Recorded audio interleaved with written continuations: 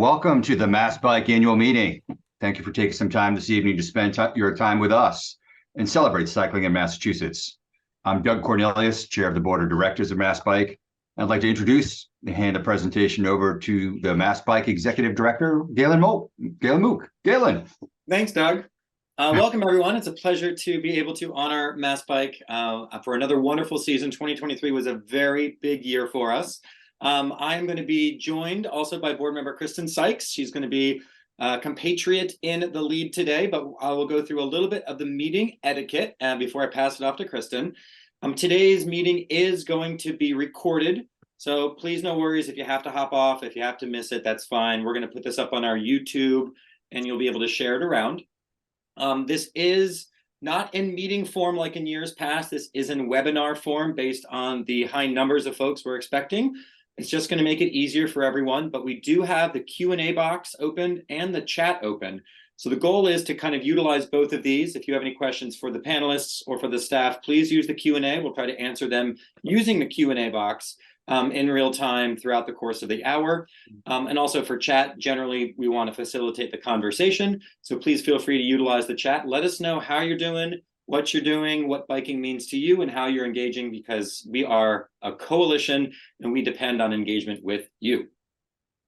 And with that, I'll go through a little bit of the agenda of what to expect tonight. We have a packed hour, and some things might be shuffled around a little bit depending on how things are rolling, but we're going to start off with an introduction of MassBike staff and MassBike board, give you a little peek behind the curtain.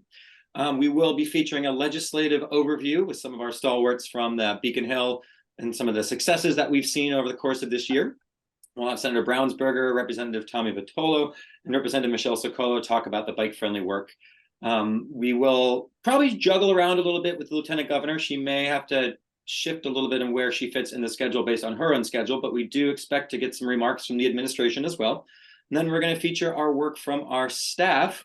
I am honored to be able to highlight the work that's happening on a regional planning level with our advocacy specialist, Alexis Hosea Abbott. And then we're going to feature a little bit of an update on the work happening in Worcester and their relationships with the municipal planning organizations, respectfully. And of course, as always, we're going to celebrate an Advocate of the Year. Cat's out of the bag already. It's Nick Russo out in Pittsfield. He's such a champion here. So that's what we have in store. And again, a very busy hour for us, so do stick around. With that, I'll pass it to Kristen to lead us right in. Great. Thanks, Galen. So we couldn't do it without you all. And so thank you so much for those who contribute your time, contribute your hard-earned dollars. And so to help keep things rolling with MassBike and all the terrific work that happens, whether it's the Lights Brigade, the events, or all the educational work that MassBike does throughout the Commonwealth, which has made us the #1 bike-friendly state in the country, according to League of Massachusetts Bicyclists. We ask that you please give any dollar amount helps, and the MassBike board members, my colleagues, will be matching your contribution up to $8,000. So we've got the website there, a QR code, and thank you all so much for joining us and spending your Tuesday evening with us. Great. Thank you. Yeah, please take my money. Please donate.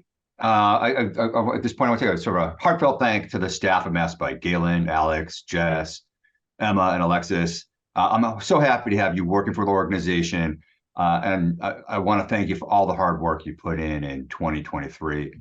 I'd also like to thank my fellow board members. On the next slide. There we go. Jack, Martin, George, Vance, Eric, and especially Kristen, who this is her swan song as she's leaving the board at the end of the year. It's been so great having her on the board. I appreciate her co-hosting this tonight.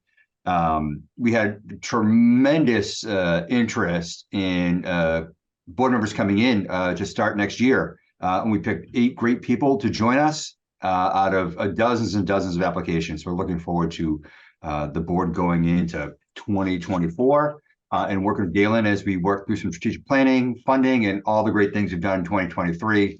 I'm sure 2024 is going to be even better. But Galen, talk about what we did in 2023, some of our major accomplishments. Excellent. Thanks, Doug. Yeah, so it's been a packed year, and this is just a scratch of the surface of the great work that we've been able to do. I want to spend my first slide here with a particular thanks to our growing staff. A few years ago, MassBike was pretty small, and over the course of a couple of years, through your help and your support and your financial contributions, we've been able to get enough stability to grow our staff. So just a little snippets of where we've been around the state. This is myself and Emma up at the Kitty Knox ride around the Boston area. We have a top right, we have Alex out in the central Mass area out in Worcester. Alexis was able to join the team. She's from East Hampton, and she and Jess are there in the Springfield World Day of Remembrance. And of course, you've probably seen Jess's lovely face finding all the 4-foot passing signs around the state. So here's Jess out there snagging that photo. We could not do any of our work without our staff. So before we get into any of the accomplishments of 2023, I just want to say thank you, thank you, thank you. And today is a little bit of a feature of some of the work that we've been able to do. Specifically, let's throw it out. One of the biggest movements that happened this year was actually at the beginning of the year when the Governor Baker, on his second to last day in office, signed into law an act to reduce traffic fatalities. This has been a campaign for about 10 years. And I want to send specific thanks to Senator Brownsberger, who will be featured a little later in the program, but also House Majority Leader Rep. Mike Moran and Joint Transportation Committee Chair Rep. Bill Strauss, who really worked with the administration, with the DOT to get this bill over the finish line. What this bill does is, of course, it identifies vulnerable road users, which is a major step towards changing the culture of how we view safety on our roadways. Without this work, we would not be able to kind of have a real impact for every single rider across the state. Additionally, we'll feature a little bit of the bike benefits and the commuter tax bill that was passed earlier this year as well. So we're going to send specific thanks to Rep. Bottolo, and we'll talk a little bit about the Trails Caucus with Rep. Michelle Sicolo as well. Also, this year we were down in DC at the National Bike Summit. For those of you who are interested in joining us, we highly recommend it. We would love to have you down there. This is how we are able to be the #1 bike-friendly state in the country, by having such a strong force with the Bike League. We'd love to have you down there. If you can make it, it'll be in March. It's a great day of workshops and great day of lobbying on the Hill to really connect with your congressional offices. Come and join us. And of course, you may be familiar with MassBike and our education program. We pride ourselves on being the education leaders across the state. There's a few developments that are still in the works, but one thing I want to highlight here is in Worcester, we were able to host a league certified seminar where we had 15 new certified instructors over the course of a weekend come through and get trained up, and then we've sent them out into the world. Specifically here featured in Cambridge, Massachusetts at one of our rodeos that we're doing with our Safe Routes to Schools program. But we need you and your help. So if you're interested in becoming an instructor or hosting classes in your community that bring our certified instructors out there, we have much, much more work to do. And of course, I'm sure you're all familiar that May is Bike Month. This year, we were bigger and better than ever. I want to send specific thanks to Emma Walter. She came on as our administrative coordinator right around Bike Month, was able to help coordinate with local events and communicate with those who are doing the wheels on the ground work. We're able to host or co-host or promote over 190 events in a single month across the state in over 70 municipalities. This has been such a massive growth and a way of engaging and encouraging people to get out and ride. And one really cool development of this as well is that we have a year-round events calendar up now. So if you have a bike event, a bikey event, a bike meeting, or anything that we can help promote, please throw it our way at massbike.org. You can go to our events calendar. We want to know about it. We want to tell the rest of the riders throughout the state what's going on and bring people to your event. And we don't just like to advocate, we also like to ride. Few highlights this year of us getting behind the handlebars. We were partnering with REI as they opened up their flagship store in Cambridge, Massachusetts. We did a month of community rides. We hosted a Kitty Knox ride, which is a feature in June of a historical figure from the 1890s. She was a Black woman cyclist. We have an annual ride series coming out with Kitty Knox, which is going to be dovetailing with an artistic endeavor. So please stay tuned. Hopefully next year or the year after, we'll be able to actually roll out these plays about Kitty Knox, which are supported through these rides. We also did some rides around Worcester with our e-bike participants. hosting their own rides in their own community. And the memorial rides, such as the Ride for Pete's Sake, was able to host its 3rd annual memorial ride up in the North Shore to remember Peter Delcetti Jr., who was sadly killed in a traffic crash in 2020. So there is us as MassBike really helping out of getting out around the state behind the handlebars. Trails. Everybody loves trails. This is an easy one. We know that they're the gateway to bicycling for a lot of new riders. And of course, it's the most pleasant way to enjoy nature and to get around.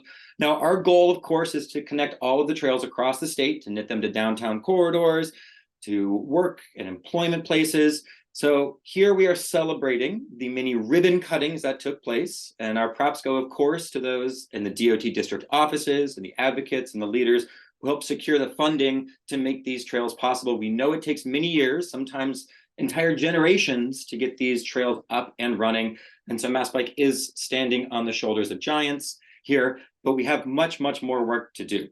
So please stay tuned. We know there's a Mass Trails conference happening in October in Worcester. So we do hope to see you there this coming year, and to know that we are not wavering in our endeavors to make sure that you are connected to trails across the state. One of my favorite events that we host, or programs I should say, is our Lights Brigade program. This is, in my opinion, the best way to engage local advocates and really help out riders in the moment. This is the most direct peer-to-peer support that we do with MassBike's work, where we literally stand outside, hand out lights to people who do not have them. The goal here is we want you to help us hand out lights. We have boxes and boxes that we need to get out to riders across the state. So please sign up to be a volunteer, and also please consider donating to the cause so that we can cover the expense to bring lights to every rider in every community throughout the Commonwealth. So please, please do plug in, and we hope to have you help out with the Lights Brigade. And lastly here, for the World Day of Remembrance, this is our annual pause to reflect on those who have been lost in traffic crashes and traffic fatalities throughout the state, not just on bicycles, but on foot and in all traffic crashes and automobiles as well. This is the hardest of our jobs, I would say, is recognizing that the severity of traffic violence on our roadways is something that we cannot accept. We are redoubling our efforts to eliminate fatal crashes, and we are working with our coalition partners as part of the Vision Zero Massachusetts Coalition. And of particular highlight here, I want to send specific thanks to those in Walk Bike Springfield who have been at it for years to really cajole the city and say enough is enough, no more fatal crashes. And also in Worcester, we were working with Walk Bike Worcester, and featured here on the right is a impressive coalition of local advocates, members of our e-biker cohort, members of city staff in the Transportation and Mobility Department, city councilors, Secretary of Transportation Tibbetts Nutt, and District Attorney Early, all coming together to make their cause known to the public. If you are interested in helping out with World Day of Remembrance, if you are interested in helping out with some of our memorial causes, please keep in mind that this is the hardest of the work and we need your support. With that, I will pass it off to Kristen here to jump us right in. Great. Thank you so much, Galen. It's just so impressive and great to see that recap. And again, thanks to everyone who's participated in those events, joined us on Beacon Hill in DC, and also just, gotten out on the streets, given out lights. So if you appreciate MassBike's work, and you want to see us do more of it and continue to grow, again, the board will be matching your contributions up to $8,000. Every dollar counts. We have our URL down there and our QR code. And thank you all so much for being here tonight and for supporting MassBike. Excellent. Thanks so much. Rolling into our panel, I know we are trying to actually get everyone plugged in to get the crew together, but we'll do a quick introduction. We're going to feature Senator Will Brownsberger from the Suffolk and Middlesex District, my own personal state senator here, who has been advocating for the vulnerable users law in Massachusetts for several sessions and helped get Act 2's traffic fatalities across the finish line. I know Will, he has ridden across the country He's a strong supporter of bicycling safety on all fronts. And as always, it's a pleasure, Will, to have you. And I'm excited to hear about some of the work happening on Beacon Hill. And we'll also have Tommy Vitolo, a rep of the 15th Norfolk District in Brookline, whom I know from graduate school days at Boston University, who also bikes to work whenever possible and believes that everyone who does should be supported through a commuter benefit. And so we'll be able to talk a little bit about how his work at the tax level has been supporting your ride into work. And we'll also feature Rep. Michelle Socolo of the 15th Middlesex District out in Lexington. She is a lover of bike trails and who personally saw the benefit of their growth in her work as she helped with the Assabet River Rail Trail in Hudson and how it rejuvenated its downtown. So I'm very excited to hear about the Trails Caucus. So with that, I'll pass it off to Kristen to lead us into our talk with the legislators. Perfect. Great. Well, thank you so much for Senator Brownsberger, Rep. Vitolo, and Rep. Chicolo for joining us tonight. We know you all are super busy, so we really appreciate your time and look forward to getting into some of the bikey details with you all. So my first question is for you, Senator Brownsberger. Can you briefly describe an act to reduce traffic fatalities and how the vulnerable user language is a transformative change in roadway behavior on our public roadways? Sure. No, thank you so much for having me, and MassBike and Galen, thank you, and the whole board. Thank you for all the work you're doing. You've been a huge part of moving forward bike safety for many years now, and it's an issue I've been involved in for my entire tenure on the legislature as a cyclist since 2007. So the Vulnerable Road User Bill is really part of a larger agenda, one part of which was the hands-free cell phone, the second part of which is the automated enforcement, which still remains outstanding, and the third part of this is this bill. So what are the elements of this bill? Number one, and this is the easiest one to understand, makes a ton of sense. Let's not allow motorists or large vehicles weighing thousands of pounds to go too close to vulnerable road users. Bicyclists and the concept of vulnerable road users is defined very inclusively to include not only cyclists, but pedestrians and road workers and roller skaters. Anybody's legitimately on the road. Motorists should stay at least 4 feet from them as they pass. So that's rule number one. And I'm grateful to MassDOT for starting to get the signage out, starting to do the public education. I'm grateful to MassBike for being part of that educational effort. Number two, truck safety. I think many of us know, I certainly have the perception that the majority of urban crashes involving cyclists do involve large vehicles. Typically trucks, sometimes because they swing sideways in ways that cyclists, especially less experienced cyclists, do not understand. And so one of the things this bill does is require trucks to have side guards so the cyclists will not end up under the wheels when they make a mistake with it near a truck, or a truck makes a mistake near them. And the other is more cross mirrors so that the trucks can see down in front of them. We had a tragic accident where a big truck accelerated right over a cyclist who happened to be right in front of the truck when the light turned green. And that's just a visibility issue. So mirrors and side guards, those will apply to trucks that are owned by the Commonwealth of Massachusetts or owned by contractors with the Commonwealth of Massachusetts. That's as far as we thought we could go in this bill. Over time, what we're really doing is participating in a national movement to create truck side guard and safety legislation so that ultimately we can have federal legislation that covers trucks registered in any state. Next, the next element, we've got the safe passing distance, the truck safety, and there's a complicated set of provisions related to making it easier for municipalities to lower speed limits. Municipalities can lower speed limits to 25 miles an hour from the statutory default of 30 in thickly settled areas. But there have been a couple of limitations to that. One of them is state-owned roads. The other is roads where a special speed has been set after a traffic study. Those state-owned roads and special speed, speed zones, we created procedures that still preserve statewide control over those decisions on those cases, but basically define a streamlined procedure for municipalities to try to make changes on those roads, which are not just their vanilla roadways where the speed limit was 30 and they can lower it down to 35. Speed limits, a little complicated. Next, and this is one I'm really excited about. It's a little bit dry, but vulnerable user crash reporting. That's something we badly need because it's so important to really figure out how to prioritize. I have a perception that the big kinds of crashes are on high-speed rural roads and that could involve a motorist.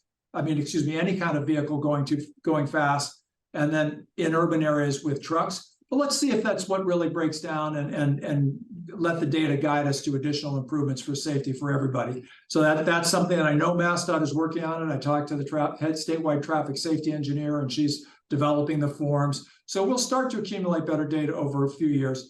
The last major element of the bill is the idea that motorcyclists should have, at night, should have a red light on the back, not just a reflector, but active rear lighting. I think everybody agrees that's a good safety idea, but we wanted to make sure that it wouldn't be a cause of people being arrested just for that. And we've made that, you can't just stop a bicyclist just for that. And we also protected cyclists from from increased liability as a result of not having the lights. So thank you to MassBike. Thank you to my colleagues in the legislature, as you mentioned, Representative Moran, Representative Strauss, and Senator Crichton, all been key in getting this act over the finish line. And of course, Tommy and everybody, all the other people that care about safety. It's a team in the legislature. We're making progress, and I hope the next place we can go is automated enforcement. And I'll let others talk about that.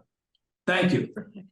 Terrific. Thank you so much, Senator. And I know when I first saw those 4-foot passing signs on the road, I was giving a cheer, and I can't stop smiling every time I see one of those. And I know a lot of these are really going to help municipalities as they try to make it safer for bikers, walkers, vulnerable users, and for cars. So this benefits everybody on the road. So we will have less remembrances, hopefully, on that International Day of Remembrance. So thank you so much for that. So now I'm going to turn it over to Rep. Vitolo, and if you can address Representative through the bicycling benefit tax deduction, how can we get more people biking to work? Yeah, so bicyclists deserved a tax cut, and they got one. Here's what we did. There was on the books a law that said you can deduct up to 700. You can, it's not a deduction. It is I'm losing the word. Credit. No. Rep. Sicolo, jump in. You got it. Credit. Yeah. It's a credit, right? $750, but you were only allowed to use monthly or weekly MBTA passes and all of your tolls, all of your fast lane or easy pass or whatever it's called, right? I said, well, wait a minute. First of all, what about daily riders of the MBTA who don't commute every day? They don't need a monthly pass. It doesn't pencil out for them. They should get a tax reduction too. And what about all the users of the RTAs, the buses that aren't serving the Boston metro area? They should get a reduction too, and they weren't. And also, what about the cyclists? I was thinking along the line of bike share specifically. That feels a lot like public mass transit. And then Galen came in and said, hey, think bigger. And I said, I'm happy to think bigger, bud. We go back a long way. And he said, what about the people who spend money on their own bikes? They're not jamming up the roads. They're not polluting the air either. So we put them in. I didn't think we'd get that part, but we got it.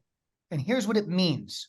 What it means is starting in 2023, when you fill out your taxes by April 15, 2024, you add up all the money you spent on tolls, all the money you spent on any mass transit in Massachusetts, all the money you spent on bike share, and all the money you spent on your bicycle. And you get that number up to 750 or higher. So you get the maximum reduction, which would be up to $750 off of your income, right? And that goes back to January 1, 2023, before we even passed the law, right? So this is great. Money in your pockets, and you deserve it. So go ahead and get that money. Here's the other half of it, though. People say, well, how are you going to prove it? The answer is you're going to prove it when the auditor asks you for the information. So when they ask for it, have it. Here's why. The total actual dollar value of this caps out at $37.50 a year. So I'm telling you, don't be a tax cheat over $37.50.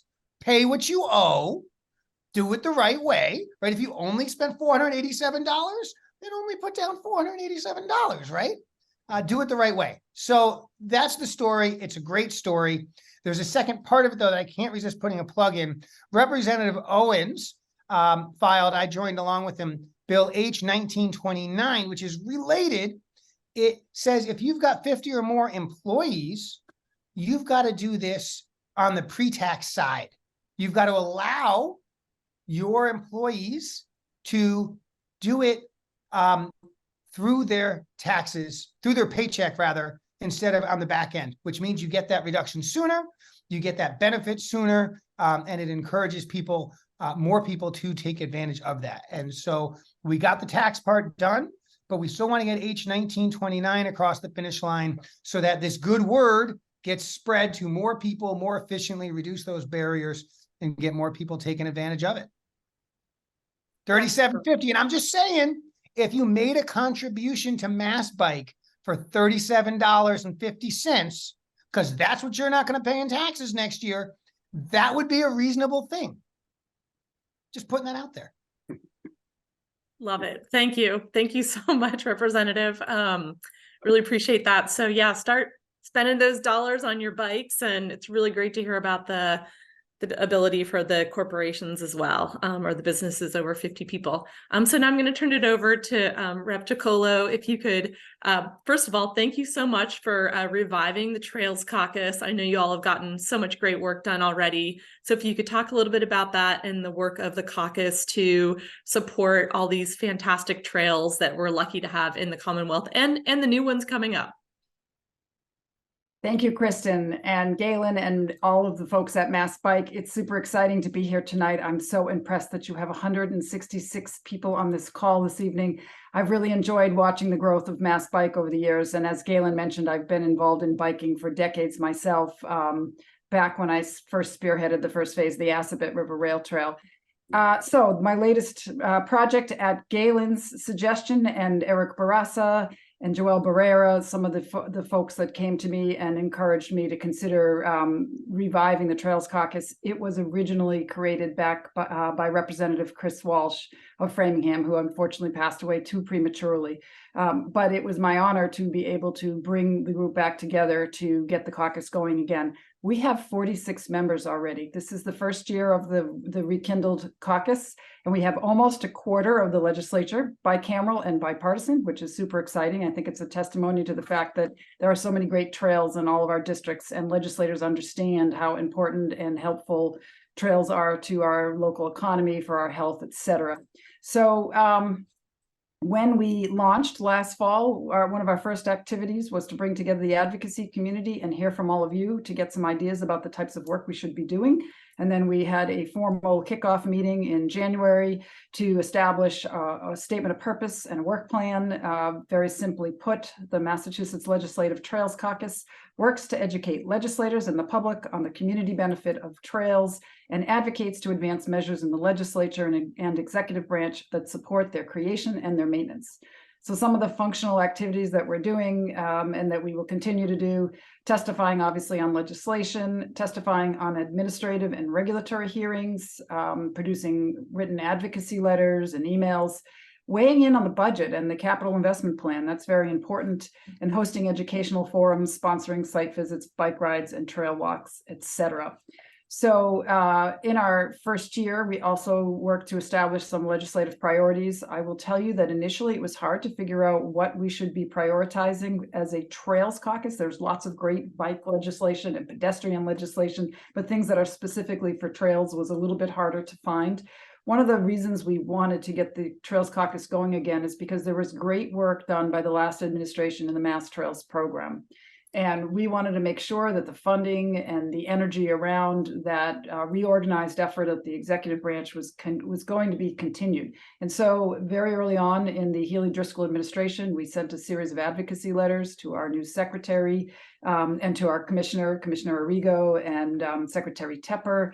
and the governor and lieutenant governor, asking them to make sure they don't forget the trails program and the mass trails in the capital investment plan, and making sure that they continue and increase the level of funding. We asked for an increased level of funding. So we will continue to be doing that work throughout the budget, throughout the upcoming environmental bond bill, which may not happen this session, might be the beginning of next session. But we recognize there's so much funding for trails in those bond bills. And sometimes there's opportunities in economic development bond bills and elsewhere. And it's important to have a voice that is cohesive, that can make one concise ask when these major bills go through, so that we signal to Ways and Means in both the House and the Senate that these are our priorities and they're important. 3 pieces of legislation that I did file that the Trails Caucus loosely supports and advocates for. I will start with H769. This was a Senator Comerford bill on the Senate side. She developed it with all of you, and I co-filed it on the House side. That is an act expanding access to trails for people of all abilities. Really terrific bill, very exciting hearing. I thank all of you who came out and testified, because there really were a lot of people, and there's great energy behind this bill to catalog and research the state of trails, both on and off pavement trails, to determine how accessible they are and what improvements need to be made. So looking for data collection and a commission that will make recommendations on how to improve accessibility to trails for all users. Very exciting bill. The other 2 bills, H4000, a local option municipal excise tax on unused utility corridors, essentially says that if you have a utility corridor in your community that is not being offered for public use for trail access, that the municipality can levy a fee or tax on you. So it's really trying to be an incentive to get those utility corridors to have arrangements with the municipality to have access. And then a related bill, H3158, an act establishing the municipal utility corridor public access program, directs the Department of Public Utilities to come up with a uniform access license agreement that municipalities can use, so they don't have to reinvent the wheel every time, so that they can create those trail connections. So that's some of the legislation that we've been pursuing, and we are still getting off the ground. We're still hoping to do some more site visits. So if you have a trail you want us to come visit, we'd love to hear from you. I also spoke at the Golden Shoe at the, help me out here. The Golden Spike. Golden Spike, thank you. We talked about the Trails Caucus there and had some great feedback from folks. And there have been a few other activities that we've done. But as I said, this was our first year, and we are looking for input and ideas of how we can be even more effective going into our second year. Thank you. Great. Thank you so much, Rep. Tricolo, and amazing all the work that you all have gotten done in this first year. And thanks so much for the support of the Mass Trails program. I'm sure almost everyone here has benefited from some trail that's benefited from Mass Trails. So really thrilled to have that continuing going. And we have a little bit more time left. So we are so appreciative to you all for being really amazing champions for biking in the Commonwealth.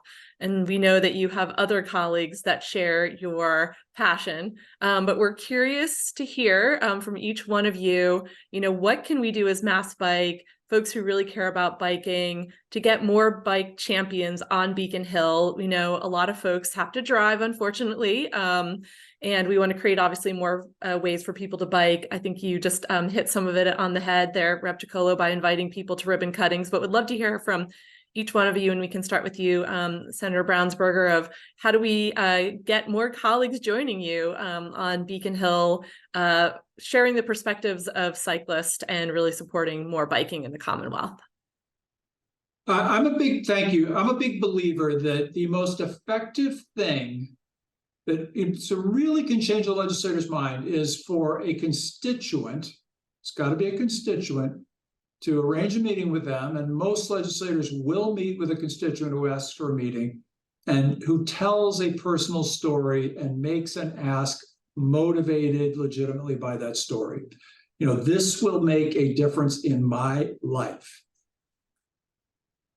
One life is usually enough to motivate a legislator to do something. I mean, one good reason why it's important to me from a constituent is enough to get things going. So I think I think that MassBike's leadership is important in focusing the asks. I'm hoping we'll focus some on the automated enforcement space. But then it's about getting people into each legislator's office, telling a personal story, and talking to how this bill would make a difference. And you got to figure out what that looks like. But that's the frame I would offer. And by the way, I'm just while I got the mic here, I'm just going to throw into the chat an explanation of that vulnerable road users bill I was talking about. I think the senators got it right. For sure, go ahead and elect great bicycle advocates or people who understand the importance. But I think great bicycle legislators are made, not born, and you can make your rep better on bicycle issues by reaching out to your rep as a neighbor and acting neighborly. Hey, let's have a conversation. I want to show you my experience. I want to tell you about this thing that happened to my kid, to my spouse, to me. Here's a particular bill that I think would help, and here's why. Get a cup of coffee, get an ice cream, right? Whatever it is, talk to, you got two, you got a rep and you got a senator. Reach out to each of them. In my experience, most legislators, they're not hard to find. I give my cell phone number out to people all the time. I just put it in the chat. Call me, right? I put it on mute right now because I'm on a call. But reps aren't hard to find. Senators aren't hard to find. Reach out and talk to yours, and understand that you get more with kindness than with negative emotion and conversation. So, right, the goal is to win. The goal is to have a better outcome. Be your legislator's buddy. Don't be their enemy. You'll find you'll get more that way. You're more likely to have a successful outcome. That's my experience, at least. So take it for what it's worth. And call me, just not right now. I'll jump in and say that we have great participation in the Trails Caucus, but I'm going to just give you the list of legislators. Make sure you check to see if yours has joined. And if you do have a trail in your community or a bike facility, make sure you invite your rep and senator down to tour it, take some pictures with them, do a little social media around it. Reps and senators like to be noticed and appreciated. Sometimes if you're not inviting them to the ribbon cuttings and those kinds of events, they start to feel like doesn't matter that they might have helped you get an earmark or helped fund get a grant, written support letters if they're not included in the success stories when the projects are unveiled and opened. It's a little easy to feel overlooked. So it certainly helps to get them to plug in and participate in the community over these types of projects. Perfect. Well, thank you all so much. And we have 165 folks here. So if each one of you reaches out to your representative, think what a huge impact that will be. As you can see, these folks are very friendly people. They would love to join you for a bike ride and an ice cream afterwards. So don't be shy, use your voice. And thank you all so much, representatives. We really appreciate all you do for biking and so many other issues that you care about in the Commonwealth. Thank you so much. Thanks for having us. Thanks for having us. Thanks, y'all. You're all wonderful. And just an extra plug, we are scheduling a lobby day on January, I believe, 25th with the help of Senator Brownsberger's office. It'll be a Thursday. You can come into Beacon Hill. We'd love to help set up meetings with you and your rep or your rep's office. Actually, talking with the aide is actually sometimes more effective about dropping the one pager and getting the word out. But we're going to have thanks. If you haven't been paying attention to the chat, we've got a wealth of information flowing through the chat, including a lot of chatter from Rep Vitolo. Thanks, Tommy. Always glad to have you. My personal thanks to Senator Brownsberger, Rep Vitolo, and Rep Scolo for all the work that you've been doing. And let us know how we can help. And if you ride your bike to the State House for Advocacy Day, there's bicycle parking on Bowden Street on the side of the building, not in the front. It's a little in the front, but there's a lot more on the side. Just come around to Bowden Street and lock up right there. Awesome. Thank you, Tommy. And I love that you put your personal cell phone in there too. Don't hesitate to blow them up. All right. So speaking of work on the Hill, it is my distinct pleasure to welcome Lieutenant Governor Kim Driscoll. I know she's got a packed schedule, so we're super proud to be able to have her featured on this annual meeting. Kim Driscoll is the 73rd Lieutenant Governor of the Commonwealth, but the first to be part of an all-women executive team of Massachusetts. So props, congratulations. We are just so honored. Since taking office, Lieutenant Governor Driscoll, she spearheaded several administration priorities and initiatives, including significant involvement in the state's affordable housing, production, economic development, improvements in the public education system, and is serving as a liaison to cities and towns across Massachusetts, which is due to her extensive knowledge working as mayor of Salem. Prior to Beacon Hill, Driscoll served for 17 years as the mayor of Salem, where she was a strong champion of bicycling infrastructure. She helped expand bike paths and trails. I went to many ribbon cuttings that featured her and her team. And she was responsible for bringing the Blue Bikes bike share system to the city. So she understands what it means to get bikes to everybody. And she's a proud graduate of Salem State University. Lieutenant Governor, it is my distinct honor to welcome you here and hand over the mic to you. Thank you so much, Gail. And it's great to be with you guys. And you have got a rock star lineup of legislators who are so supportive of ways that we can build a safe and I think strong, not only bike culture, but bike infrastructure. And so it's great to be piggybacking with them at your meeting. And thank you for all of that you're doing to really make sure we're not only advocating, but we're investing in action and programs. Governor Healy and I feel so fortunate to be in these roles because I think it gives us an opportunity, obviously, to work on influencing resources and shaping policies in a way that we think can really benefit how people get around in a state with 7 million people in 351 cities and towns. Like, transportation is so key to our connections, and together we're all commuting and traveling and visiting and every day sharing roads, rails, waterways with each other as we move together. And I know that firsthand from my mayoral days. And I think we really both want to make a commitment to support people in Massachusetts getting around all of our cities and towns with the resources they need to sort of deliver that connection. And that definitely means investing in, creating, and supporting all methods of transportation, most assuredly bikes. I was really proud as mayor of Salem, not only to adopt a Complete Streets program, but really to invest in it. Multimodal transportation options help communities design streets that are accessible to all. I believe that very strongly. And we know when residents are able to walk, bike, take public transportation, or travel by car, those are the communities that are more livable. And as we're thinking about the work ahead in this role, being able to shape some of those policies with the perspective of what's happening on the ground is really important. And it also helps showcase some of the differences. Salem is a smaller, dense community, 8 square miles. I like to say we've got roads that were built for horse and buggy as a nearly 400-year-old community. Just today, we were out in Amherst for a cabinet meeting and talking about how the needs of communities can be the same yet different. Everybody needs to be able to get around in a more efficient way. But running a system for public transportation in Amherst and in parts of Western Mass and rural areas is different than in places that might be a little bit more urban. So we really want to better understand how we can work in partnership with communities at the local level, whether you're a historic, dense urban community or a more rural community, to get people from point A to point B, whether that's a job or school, and ideally using all modes of transportation, particularly ways we can improve public transportation.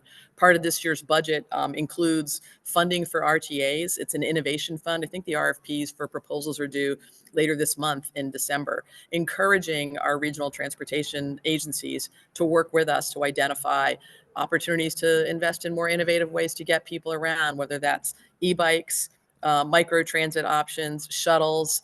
I was really proud in Salem that we had bike share, car share, ride share, Salem Skipper, over 1 million rides on Salem Skipper, anywhere you want to go in your community for $1. Improved pedestrian access to get people around. I think, we're also really thinking about land use policies. Many of you know the MBTA Communities Act is in full go mode, trying to ensure we're building more dense housing near transit as a means to support the type of housing we need in our communities. We just definitely don't have enough housing at all levels, market rate, affordable housing for seniors that's more accessible for folks who want to age in place, housing for young families, young adults. Our biggest outmigration of people in Massachusetts is 26 to 35-year-olds who just can't afford to live here. The key to that is going to be building housing. And why am I talking about housing to the MassBike annual meeting? Because that land use policy is going to help us support the infrastructure that we need to link like sort of the model to support lifestyles. And that assuredly includes, bike lanes, support for bike share programs, creating a place where sharing the road should just feel second nature. We just had our winter prep meeting. It's a meeting where all the state agencies come together, and we have our state meteorologist who kind of predicts what they think is going to be happening with the weather. We're in El Nino, which is not great, but not terrible. And one of the queries that came up is, hey, how are we prepared for making sure we're clearing bike lanes? Now, most of the bike lanes are actually owned on local roads. But there are a few that are state-owned roads. And like, what's the priority? How do we make sure we've got the right equipment in place so that we can make it possible for folks to bike all year round in places that we really need every transportation option we can. So I want you to know we're trying to make the sorts of investments that can support the work on the ground in communities. And I think you have a commitment around our excitement for bikes, particularly e-bikes. I want us to really think about ways that we can find this more accessible transportation. I like to always say e-bikes are like a sweat-free ride. I know there's some purists who are like, no to e-bikes, but it really can be a way for longer distances and to make transportation a little bit more equitable for everyone. I say that as my aging knees are aching right now. So just please know that we are trying to find ways to make investments to support Massachusetts, the biking community, whether that's rails and trails, as was mentioned, ways that we can connect those spaces. I'm really proud of, we think about the master plan we had for biking in our community. It was tied towards downtown being the hub and finding easy ways to get people in and out between communities and outside. And also thinking about, as I mentioned, regional transportation, including e-bikes, bicycle improvements, repair, storage. We now know that as part of the tax bill that was packaged, that was adopted by the legislature, commuter transit benefits have been increased. So that means e-bikes, bike improvement, storage, these are deductible commuter expenses. We know, I think it's $750 in expenses. If you bike to work, you can deduct that now. We're trying to invest in Chapter 90, not just in the resources to build out bike infrastructure, but also partner with our communities to make sure they know how to do that. What are some of the equipment to clear bike lanes? How can we make sure we've got the engineering and the civic partnerships to ensure we're thinking about cyclists and pedestrians, even though Chapter 90 is thought of as a roadway infrastructure program. And the last piece I'll pick up on is, we love the idea of having all kinds of modes of transportation, making communities more accessible, but we also know we need to prioritize multimodal transportation and design cities in a way that can promote cycling and walking so we can achieve our climate goals. These efforts are so important, particularly for coastal communities, for places that we know are going to be impacted by rising seas. If people can choose more sustainable options and decrease our reliance on cars, we know that's going to be overall a really, obviously a really good way to help us decrease carbon emissions, air pollution, and congestion. And I think many of you know our Secretary of Transportation, Monica Tibbetts-Nutt. She is, I think, a real enthusiast for thinking about ways we can impactfully help communities ensure that they not only have a brighter, environment as we move forward, but a cleaner environment. And building out that infrastructure is sort of all of our jobs. So just want to, again, thank you for the work you're doing, both as advocates, as folks who have on the ground experience. Often many of you help with technical assistance when we're in communities trying to think about ways to advance an accessible and bike-friendly agenda. And I know we wouldn't be where we are without the coalition that all of you present in Massachusetts, and help us make sure we're making the sorts of decisions that people can benefit from, of all ages, in all places. And just grateful to be with you this evening. Awesome. Lieutenant Governor, it's such an honor to have you. And I'm so proud of the team that you've been able to build at the administration. And I think Massachusetts is well poised. We've seen this in the legislative leadership right now. We see this in the administration right now. We see this in the advocacy level. It is no wonder that the League of American Bicyclists has named us the #1 bike-friendly state in the country. And I'm confident that we will retain that based on the work that we've got going here. And I certainly appreciate the fact that you brought up all the overlap of the existential challenges that your administration is facing right now. There is not one isolated issue. And I certainly appreciate how you see how bicycling could be not the solution, but a solution to fit its way into all of these housing, elder care, retaining equity, and all the rest. I have one question for you, if you don't mind me putting you on the spot. Not at all. I promise no press, but I can't help but take the opportunity. I like to ask this to some of my guests. Very open-ended, not scripted. I'm curious, what is your bike joy? Oh, wow. Well, I love the new, it's not, I guess it's not so new anymore, but we have a newer trail in Salem that goes all the way from downtown Marblehead to downtown Salem. And I love that particular ride because I did it a lot when my kids were younger, but it wasn't together, right? You had to get off and get on the road, and it was just not the rail that it is today. And I was actually just out on it. I played pickleball on a Sunday, and then I said, oh, let's take the bike ride out to Marblehead. There's a great little pizza shop and an ice cream stop at the end of it. So the kids would get that far, get them refueled, and then get back on. And now we do it. One, you don't have to do it on a road, any part of it. And two, there's many people on it. Like, what a difference from, just a few years ago when, it was something you did, but you would be the only one at times on the rail. And so for me, it's got great memories. And I always feel like I'm exploring on it because there's a bunch of green space around it in the middle of a place like Salem and Marblehead. You can almost feel like you're in the middle of New Hampshire for a few miles anyways. So that's one of them for sure. I love it. That's a great answer. Thank you so much. And for those of you who haven't been up to Salem, come on out. We have the Border to Boston Trail we're working on. It is a wonderful place to ride.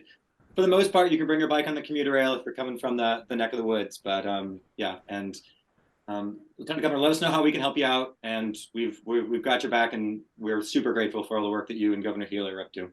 Thanks, Galen. Please know, like MassBike members who want to engage with the administration to support better bicycling. MassDOT does have an office that works on ideas for bike safety and bike infrastructure. I saw some of that in the chat. That's why I'm mentioning it. MassDOT's deputy in this office, if you don't know, is Jacqueline Youngblood. I'm not sure if Jacqueline's on, but she chairs the Mass Bicycle and Pedestrian Advisory Board. Mm-hmm. She meets regularly with the Secretary of Transportation and can really get your input to the top. So we can certainly follow up with more contact info there. But it is something that I know that is important to us to hear from you, even if we're not able to all, right away get to a policy issue or fix a project. We want to get them on the list and better understand how we can be good partners. Okay. Thank you so much for joining, and really appreciate your time tonight. All right. Good night, guys. Thank you. With that, I'll pass it to Kristen to continue our program. All right. Terrific. So wonderful to have such terrific leadership in the administration. So really appreciate the Lieutenant Governor. And now I'm going to turn it over to Alexis, who's going to talk about what is happening regionally.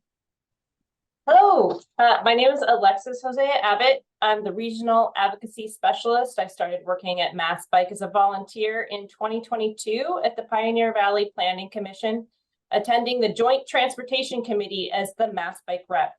That position made me interested in NPOs and regional advocacy across the state. And in my new role as the staff member at MassBike, I met with all the regional planning orgs in the state to learn how they were prioritizing bike infrastructure projects in their communities.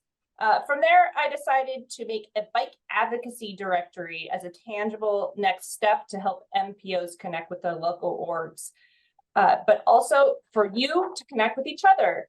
I hope to continue this work in 2024, but right now let's talk about the directory. Next slide, please.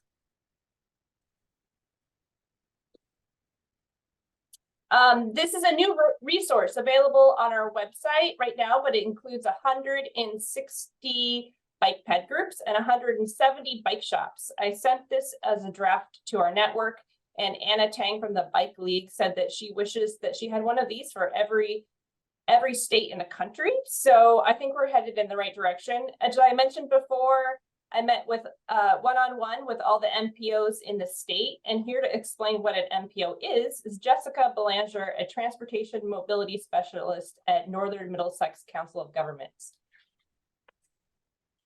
Thank you, Alexis. On the slide here, you'll see a map of Massachusetts MPOs. Metropolitan planning organizations are federally required governing bodies that have been established to carry out the transportation planning process through an agreement between the governor and our local governments. MPOs represent urbanized areas with populations of over 50,000 people, as determined by the US Census. The purpose of an MPO is to facilitate a well-organized transportation planning process and to help the region meet current needs while preparing for future challenges. The transportation staff working at regional planning agencies serve as the staff to the MPO board. Next slide, please. I'd like to cover a few ways that you can get involved with your respective MPO. The first method is to participate. Find out when your MPO meets. They typically meet monthly, and learn about the composition of the group and the decision-making process. The next item is to build relationships. Work with the MPO, advisory committees, local boards, and transportation planning professionals. Building relationships is really critical to advancing projects and ensuring a more representative process. Finally, I'd like to encourage you to familiarize yourself with the certification documents. If there's a project you're interested in, identify the ways that your project relates to the broader regional and state goals that are outlined in their Regional Transportation Plan, Transportation Improvement Program, and the Unified Planning Work Programs. And then I have a call to action for you today. Our MPOs are beginning the process of developing their FY25 TIP process, their TIP documents. Review your respective MPOs and learn how you can participate in the development of that document. Now I'll pass it back to Alexis. As you can see, MPOs can be powerful tools to organize ourselves in our communities. The MPOs themselves were created in 1973 by US DOT and Congress to uplift local voices. They are the intersection of federal, state, and local funding, local governments, and they are the trustees of federal funding. We are very excited to see that 46% of our MPOs already have bike ped groups. And their biggest strength is already treating bicycles as valid forms of transportation. And one of their biggest challenges is attendance. So if you want to find out if your town is attending their MPO meetings, reach out to them and ask, because they are the key to getting funding for your roadways. If you want to know if your MPO currently has an active bike ped group, you can email me directly or attend our open office hours next week. And again, how are you participating as an advocate? Where do you fit into this ecosystem? Even as simple as writing your city council member or town manager or entering a ticket with the DPW about debris on a bike path, your municipality needs to hear from you, and so does your MPO. I'm going to hand it back to Jessica so she can talk about projects she's doing in her region. You might, if you have more questions about my work, please attend our virtual office hours next week. Thank you, Alexis. As Alexis said, my name is Jessica Belanger. I'm a transportation mobility specialist at NEMCOG. We are the Northern Middlesex Council of Governments. I'm also the MARPA representative for the MassDOT Bike and Pedestrian Board. We are the regional planning agency supporting the city of Lowell and our 8 surrounding communities. And in 2022, under the bipartisan infrastructure law, we were awarded an SS4A grant program. And the grant program funds initiatives throughout the state to prevent roadway deaths and serious injuries. NEMCOG was awarded the grant, and as part of the grant process, we'll be developing a regional safety action plan or a Vision Zero plan. Vision Zero is a concept which aims to achieve a roadway system with no fatalities or serious injuries from roadway traffic. The concept started in Sweden and was approved in 1997. Our agency is pleased to be working with WSP. They're the consultant that worked with Sweden to develop their action plan. Vision Zero is a bold initiative focused on shifting transportation planning approaches to a more Vision Zero centered approach, which is a human-centered lens on design safety and accident prevention. In creating this plan, we're positioning our communities to access future funding to implement projects throughout our region through a public commitment and engagement. Although SS4A is a federal program, there's several opportunities and programs available on the state level for transportation projects and bike infrastructure. That's all I have for you today. Thanks. Awesome. Thank you, Jessica and Alexis. And for those of you who are not already plugged in with your MPO, the ask here, just to underscore one more time, is get to know which ones have meetings that you can attend. They're all open to the public, and more public engagement is always the way to make things happen. It is kind of funny that last year's annual meeting, we had titled it All Biking is Local, and we focused a lot on the municipal conversation. Seems to be that this annual meeting, the conversation is around all biking is regional planning. And along that underscore, I'm going to pass it off to Alex Salcido, who will talk about her work in Worcester and working with the Central Mass Regional Planning. And Alex, I'll ask you to take it away. Thank you, Galen, and good evening, and thank you again for being with us tonight. My name is Alex Salcedo, and I'm happy to present what we've done in Worcester since the spring of 2022, when we implemented our e-bike pilot program. This was possible thanks to funding from the Massachusetts Clean Energy Center and the Department of Energy Resources. The initial goal was to distribute approximately 100 electric pedal assist bicycles to low-income individuals who live or work in the city of Worcester and track the usage of these electric bikes. Since August of 2022, when the first group of participants received their e-bikes, we've tracked their usage weekly. And of October of 2023, more than 13,000 trips and almost 56,000 miles have been traveled. You will see this in more detail shortly. But we would not have been able to do this work without the help of our partners. One of them is the Central Massachusetts Regional Planning Commission, CMRPC.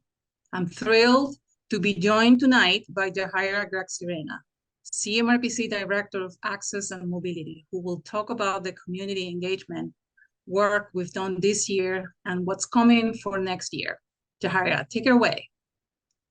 Thank you, Alex. Good evening, everybody. It certainly has been a very busy year. The e-bike pilot program provided an opportunity to meet people where they are. As a regional agency, we are always looking for opportunities to engage with the public to share the transportation planning process.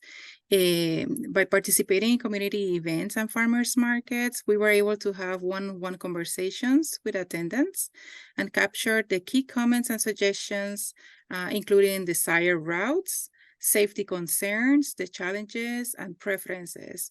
We also use the opportunity to bring awareness about the new legislation promoting MassBike survey, ask people to join MassBike's mailing list, while answering any questions they may have about the coalition. This feedback is constantly shared with the newly created Worcester Division of Transportation and Mobility in our monthly meetings with them. And also, just a plug in here, the survey is still open. We'll be closing the survey by the end of this year, so you are still on time to, if you're on the Central Mass area in Worcester, to fill out the survey. So far, we have more than 100 responses. Currently, we are also supporting MassBike through the Lights Brigade. We are distributing bicycle lights across the region, not only in Worcester. We distributed some lights at the Halloween bike ride in Worcester. Last night, we were in Southbridge, and Thursday, we're going to be at the Pleasant Street Neighborhood Network Center in Worcester for those of you that are in the area and want to join us. And next week, we're going to be in Westboro, the commuter rail station. So I hope to see some of you there. Thank you so much, Jahaira. Certainly a lot of work has been done in 2023. As I mentioned previously, the program participants have made more than 13,000 trips for various purposes. 1/3 of those trips, approximately 4,500, have been for work, 1/3 for recreation, and the rest a combination of shopping and other, mostly for medical appointments.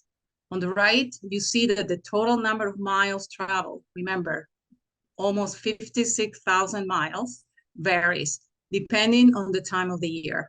Overall, we're happy to report that participants have ridden in all seasons and continue to do so.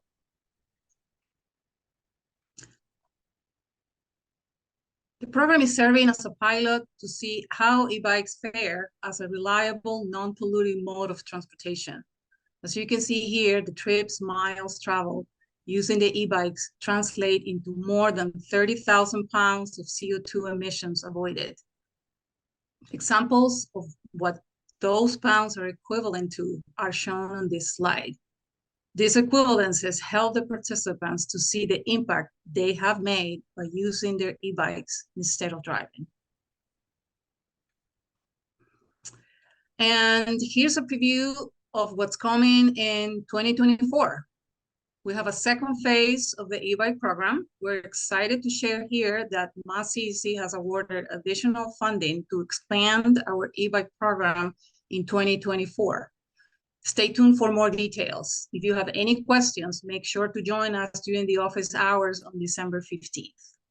We also have, we will have a bicycle safety program with CMRPC. Jahaira, please tell us more about this program. Sure. So CMRPC will continue supporting MassBike during this second phase. One of the main issues that we heard loud and clear was safety, specifically here in Worcester.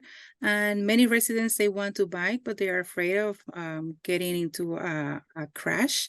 So during this second phase, we will rely on MassBike's expertise together with the League of American Bicyclists. And then for that purpose, CMRPC has brought into the fold Kimora Scott. She is CMRPC's youth planner. She started with us as a Youth Works intern while she was in high school, and she's a biker. She used to bike to school. And she is going to be working with us, reaching out to community-based organizations, because again, as I mentioned earlier, we really want to get to the people where they are at. Right now, we already had conversations with the YMCA and Girls Inc., and we have other organizations on the pipeline. And as part of the work that we are envisioning to do, include events, workshops, and other activities that are geared to safety. Thank you, Alex. Thanks so much, Jahaira. And we always say that it's not just about distributing e-bikes, but building the human infrastructure needed to create a multimodal transportation culture. On that note, the following slide contains a program participant testimonial. Carlos and I met for coffee recently. I asked him if he could record a message for us. He was thrilled to do it. Let's hear it.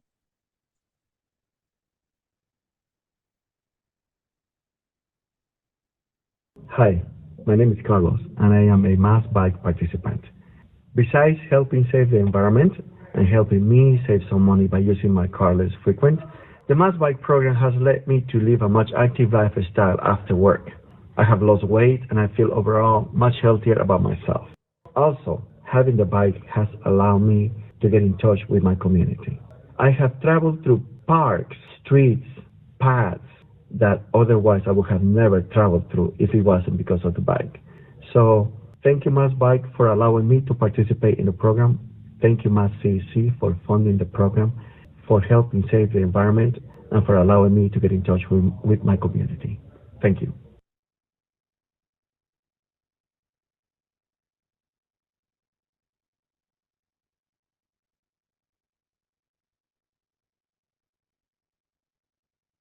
I guess I'll jump right in. Jahaira and Alex, that was absolutely lovely. And I certainly appreciate that we're able to elevate the voices of our e-bike participants. I don't know if anybody is swooning like I am out there, but this is real change. And I'm very proud of the work that's going on in Worcester at an individual level. Speaking of individuals, it is my distinct honor actually to hand it off to Jess Slavin, our communications coordinator, who has been traversing around the state and meeting advocates. If you have yet to work with Jess, I highly recommend plugging into and inviting her to your community. But one community that she has been extra thoughtful in attending is out in the Berkshires and has been working with Nick Russo. So here to introduce MassBike's Advocate of the Year, I will pass it off to Jess. Thanks, Galen. So MassBike's work is made possible in part due to all the dedicated advocates across the state. And tonight we're really excited to honor Nick Russo as our Advocate of the Year. Nick is a Pittsfield resident, Senior Transportation Planner at the Berkshire Regional Planning Commission, a member of the Berkshire Bike Path Council, and the founder of the Pittsfield Community Design Center, where I think he's hanging out right now. You can also catch him at the Pittsfield Farmers Markets on his coffee bike, where he sells coffee. If you haven't seen that, definitely Crosswalk Coffee, find him on Instagram. I've asked around for some nice words about Nick.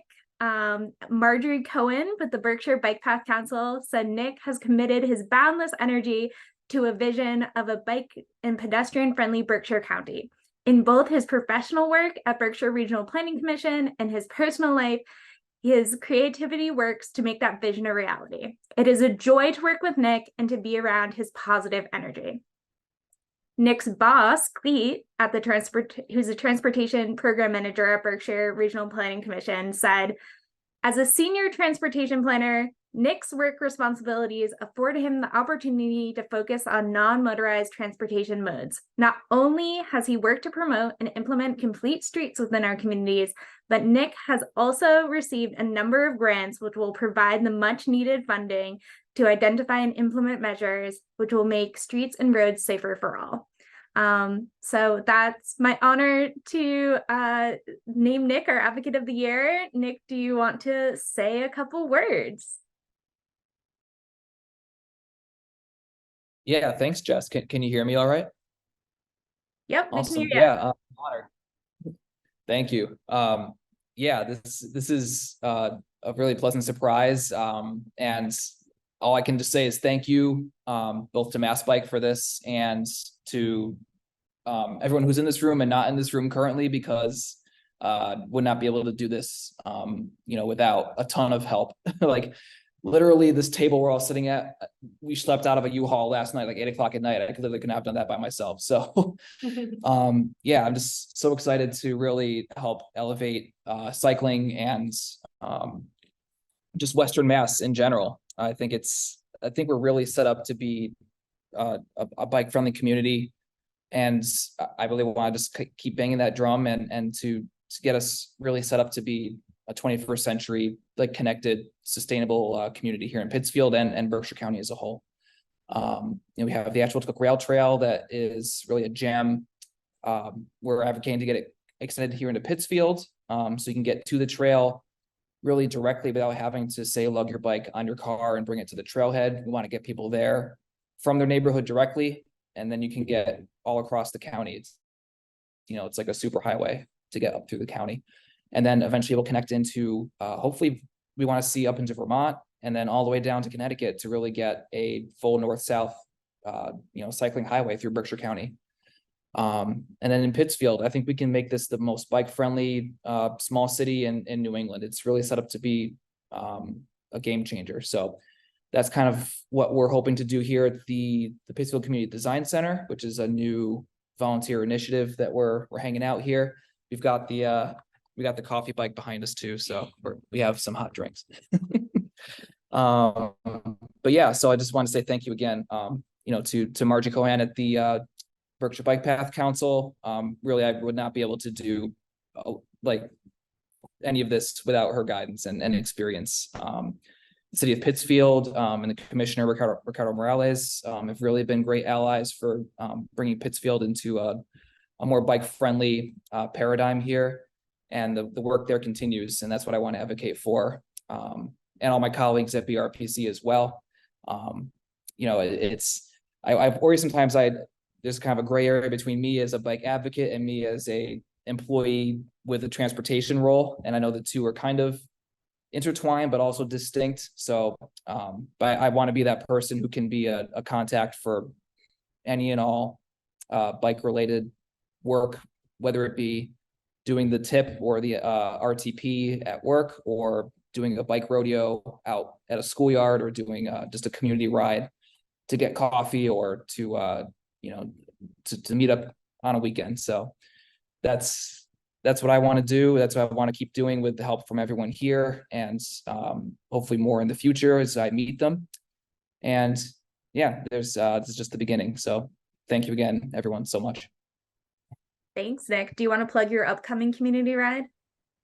Sure. Yeah. We're going to try out, which I think is the first that I know of, kind of modeled off of the Cranksgiving style ride. We're going to call it a cranky swap, though. We're going to take rides out to some local retailers, buy a gift, bring it back to the design center here and do a Yankee swap with them. So if you, I'm going to put the flyers up. Everybody take one. If you want to sign up for the ride, if you're in Western Mass, like anywhere between, the Pioneer Valley, Berkshire County, even like the Capital District over in New York State, I'm reaching out to.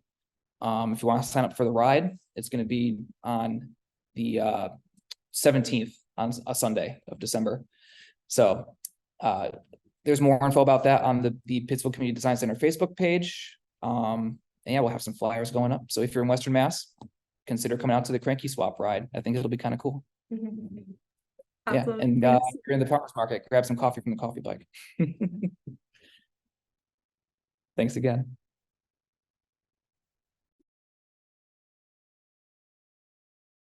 Well, I'm going to go off mute and give you a quick round of applause while I transition to our next slide. Thank you, Nick, for all the work you're doing.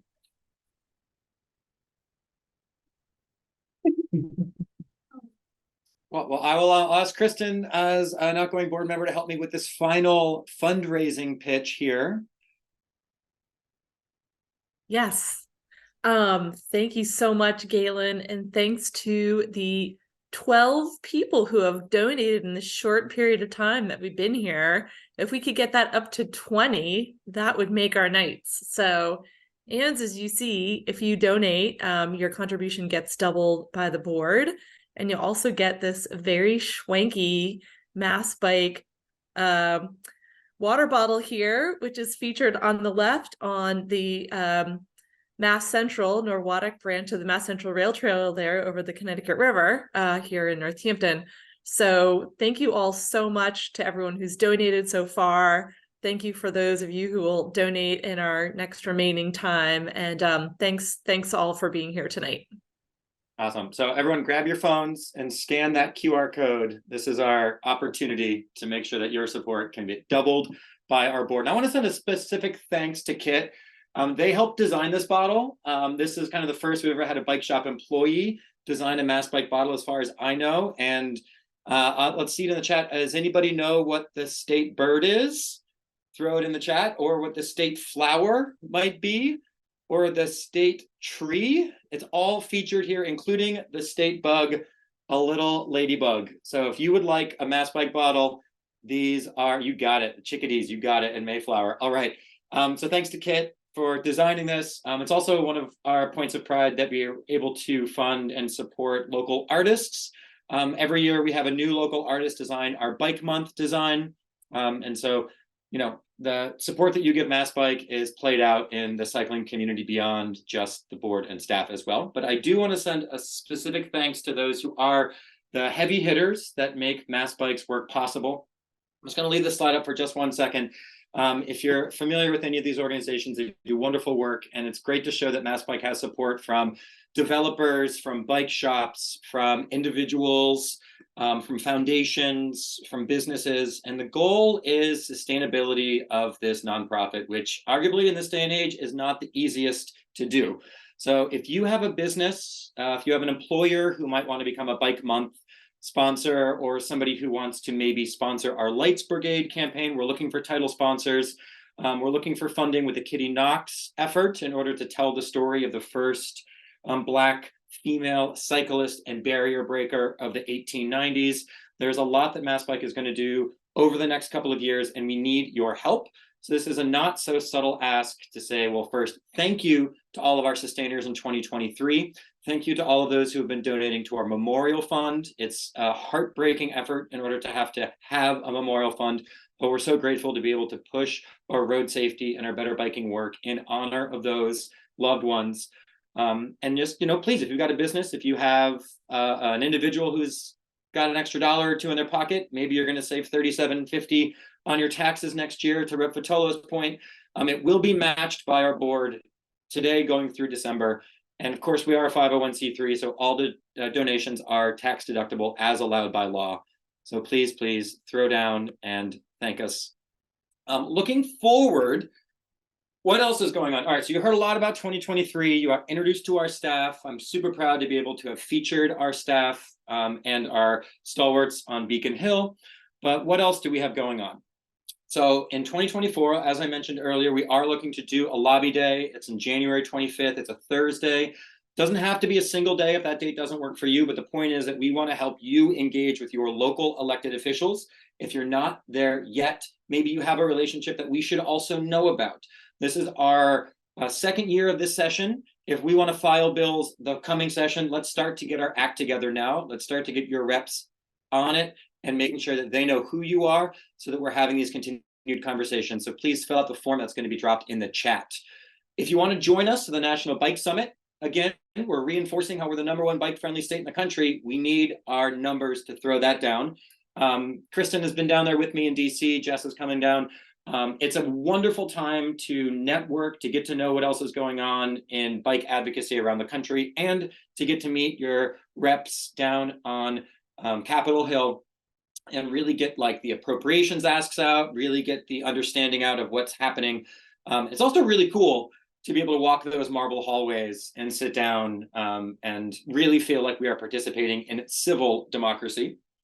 In May, of course, is Bay State Bike Month. Let's start planting those seeds. Let's start to think about what you want to do locally in Bay State Bike Month. How can we add it to our calendar? How can we help support you? How can we run some rodeos? Start thinking now, get those rides percolating, especially in the wintertime. It's a great planning.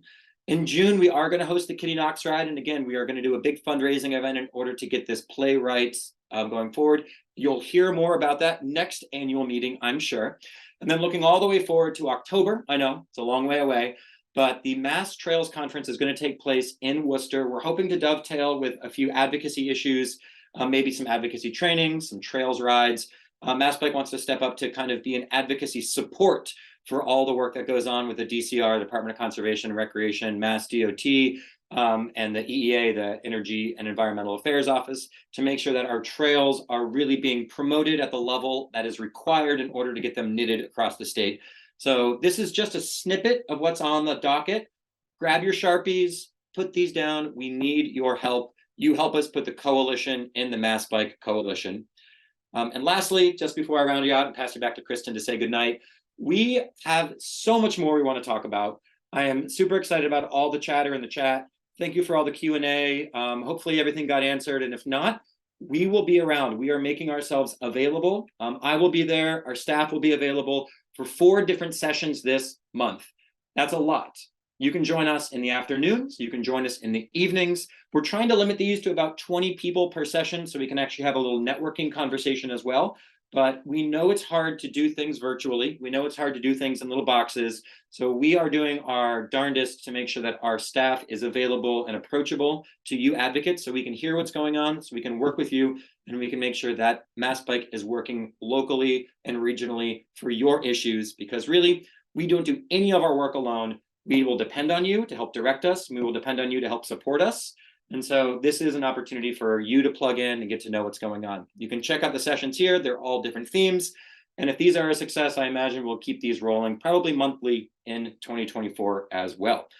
Woo, that was a lot. This was a very packed annual meeting. With that, I'm going to pass it to Kristen and back to Doug to say, as executive director, I'm super grateful to have such a strong board, have such a supportive board.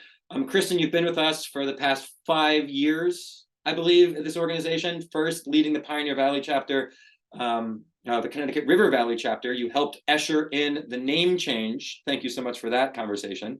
And I'm so proud to see where your advocacy is going. And I want to say a particular thank you for being on the leadership team. With that, I'll pass it back to you and say thank you so much for a great evening. Great. Yes, thank you so much, Galen. I've just so enjoyed my time with MassBike, being on the board of the Connecticut River Valley chapter, then chairing it, and then joining the MassBike board. I'm really thrilled for the new folks that are going to be joining the board, continue to support MassBike and do my work here in the Connecticut River Valley and in Holyoke, where I'm on the Bike Ped committee as well. So we'll continue to be a part of MassBike.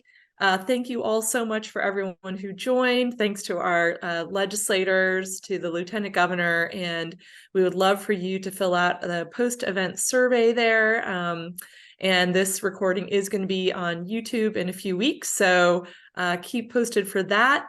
And thanks again to everyone who's supporting MassBike, whether it is being an ambassador for us on the ground, on the road, supporting us with your dollars and your advocacy. So we thank you all so much and hope everyone has a fantastic holiday and be safe.